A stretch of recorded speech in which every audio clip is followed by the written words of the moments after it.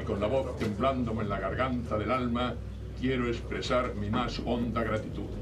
Es un gozoso deber y también un inabdicable derecho a los que no renuncio.